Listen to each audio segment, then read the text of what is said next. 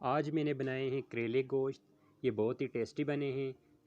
तो चलें आज मैं आपको मज़ेदार से करेले गोश्त की रेसिपी बताता हूँ। ये बहुत ही आसान है, बस आपने इस वीडियो को स्टार्ट से एंड तक कंप्लीट देखना है। ये बहुत ही आसान रेसिपी है। तो चलें शुरू करते हैं। सबसे पहले एक मैंने कुकर लिया है, इसके अंदर मैंने 300 ग्राम बीफ लिया है। इसके बाद इसमें हम शामिल करेंगे, मैंने 3 दरमियाने साइज़ के टमाटर लिए हैं, इन्हें चॉप कर लिया है। एक बड़े साइज़ की प्याज ली है और 1 टेबलस्पून मैंने चॉप किया हुआ अदरक लहसुन पेस्ट लिया है। ये हम सब इसमें शामिल करेंगे। इसके बाद आपने इसमें 5 गिलास पानी शामिल करने हैं। गोश्त को गला लेना है। तकरीबन ये टाइम लगेगा 45 मिनट या 1 घंटा लग जाएगा गोश्त गलने में। तो गोश्त हमारा गल चुका है। इसमें तकरीबन 1 कप यखनी रह चुकी थी, वो हमने 1 कप यखनी निकाल ली है। आपने इसकी यखनी फेंकनी नहीं है। इसके बाद हमने इसमें हाफ़ कप ऑयल शामिल किया है।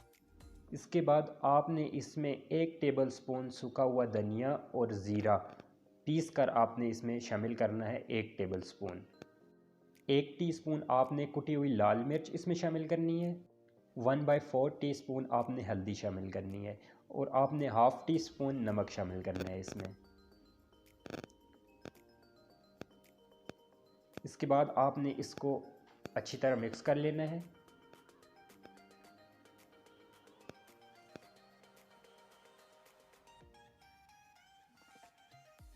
इसे अब आपने तकरीबन 7 से 8 मिनट अच्छी तरह आपने इसे भून लेना है।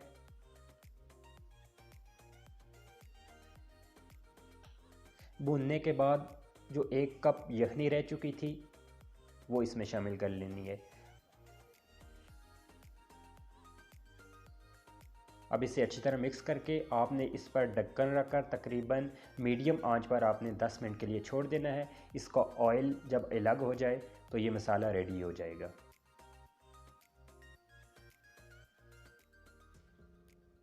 तकरीबन 10 मिनट गुजरने के बाद इसका मसाला रेडी हो चुका है। आप देख सकते हैं कि इस मसाले में ऑयल अलग हो चुका है। मसाला बिल्कुल रेडी है। अब आप इसको साइड पे कर दें। अब मैंने 1 केजी करेले लिए हैं। करेलों का पहले आपने छिलका उतार लेना है। इसका छिलका उतारने के बाद आपने इसके दरमियान में कट लगाना है। इसका अंदर से आपने सारा बीज अच्छी तरह आपने निकाल लेना है।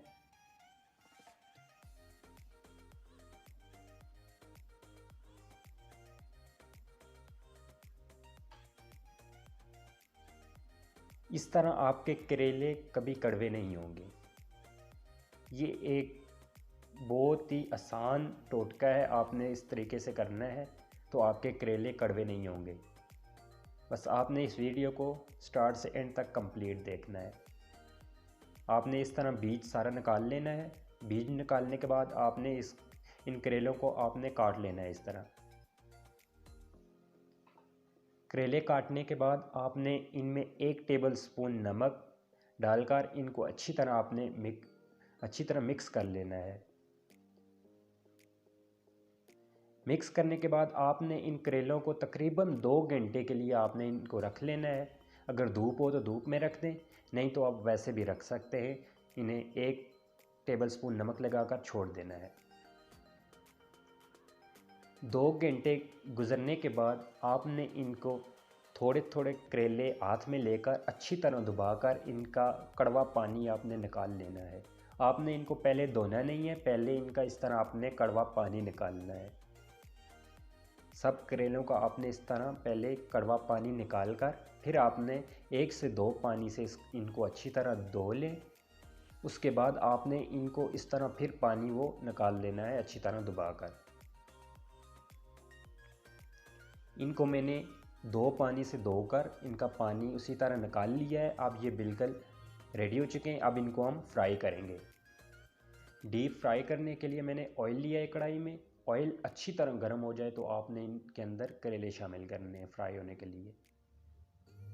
करेलों को आपने तकरीबन 10 मिनट के लिए डीप फ्राई करना है।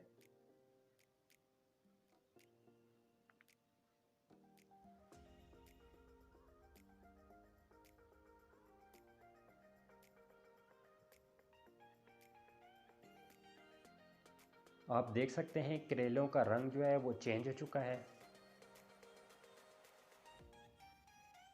तकरीबन 10 मिनट गुजर चुके हैं। ये अब बिल्कुल तैयार हो चुके हैं करेले। ये अब हम करेले इसमें से निकाल कर मसाले में शामिल करेंगे।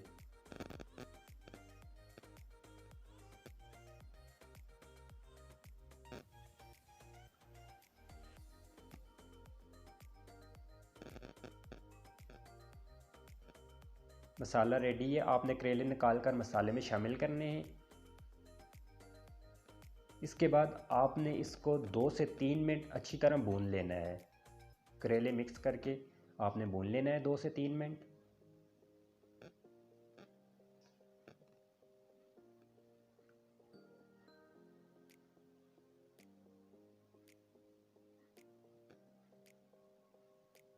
भुनने के बाद आपने एक प्याज लेनी है दरमियाने साइज़ की, वो आपने बारीक काट कर वो आपने इसके ऊपर शामिल करनी है।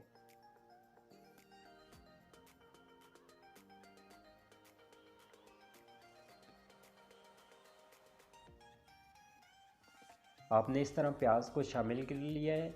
इसको आपने मिक्स कर लेना है। मिक्स करने के बाद आपने इसको 10 मिनट के लिए ढक्कन रख कर इसके ऊपर आपने 10 मिनट के लिए हल्की आंच पर आपने दम पर रख लेना है।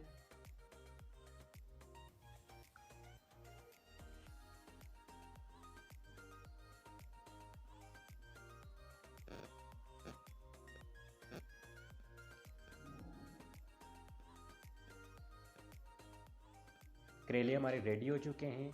हमने डिश में शिफ्ट कर लिए हैं। ऊपर हमने गार्निश के लिए धनिया और सब्ज़ मिर्च ऐड कर लिए।